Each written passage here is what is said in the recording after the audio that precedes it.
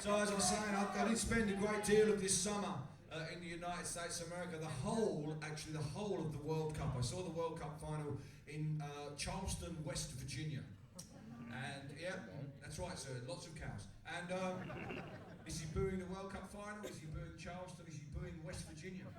Or is he just a disgruntled John Denver fan?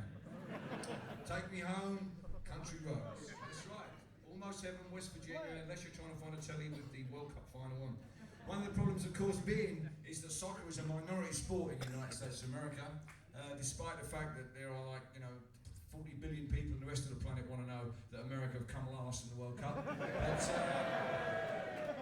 I sensed some Iranian fans in the audience. But the problem was, they were always halfway through, there was always a problem that they might suddenly switch from the live football match to some much more important sport, like the famous American sport of getting lots of smaller cars and having a big car with big tyres right over it. Whatever sports that could. Or they had something going on called the X Games. Now the X Games, basically it can be summed up in, one of them was jumping out of an aeroplane on a snowboard. And doing kind of snowboarding moves without a mountain, without any snow even. Just San Diego. 20,000 feet and getting closer all the time. And of course you have to take a cameraman with you, since nobody knows what you're doing. There's a cameraman waiting for the parachute to open. And it was sad because the Americans looked on this as a sport, when actually it was actually a clothing merchandising exercise. I didn't like to break it to them. It's heartbreaking, but not as heartbreaking as being in Philadelphia on a rainy evening on the night that England decided it's easier to beat Argentina with 10 men, so let's send Beckham off to phone the Spice Girls.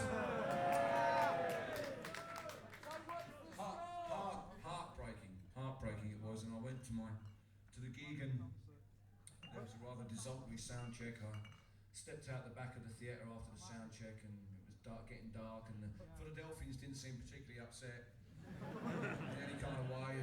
A gentle rain was falling in this alleyway. No, it's okay. The rain in America is warm. It's quite a nice idea, actually. They have much nicer rain. Exactly, nice warm rain. And I walked to the end of this alleyway, and as all the other shops were closing down and people were walking home in the rain, there was a little shop that was open, and it was shining, and it was speaking to me. It was called the Pink Pastry Shop.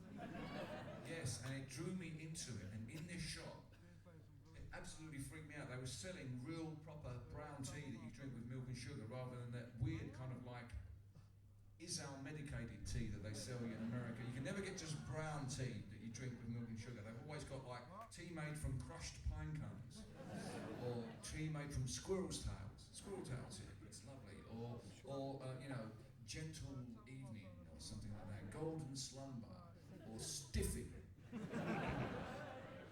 Viagra-laced tea, especially developed for keyboard players, actually. Puts lead in your drum still. Okay, I'm not. But so that's I object to all those different types of tea. As I say to my American comrades when I'm totally freaked out trying to buy a cup of coffee, we only have two types of coffee in England. We have tea and coffee. So when Americans come to my house, I always make sure they ask for a nice cup of coffee. I'll give them chamomile coffee. Fucking drink it.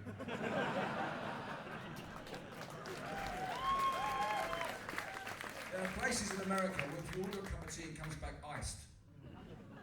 You know? And you know how hard it is to boil Pepsi Cola? It's really hard, but I've done it. Drink it.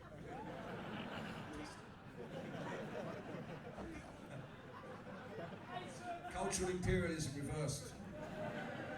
But the best thing about this was, not only did they have tea, but they had something that I seldom find anywhere in North America. They had a small portion of rhubarb crumble.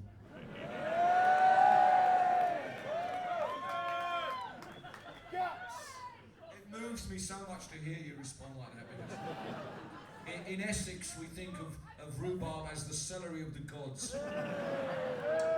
Many's the time as a child, walking home from school down country lanes in Barking, I would shelter beneath its broad leaves from the hostile elements, stroking the filaments of its long red stem. Sexually aroused by rhubarb, this must be don't you find it a little tart?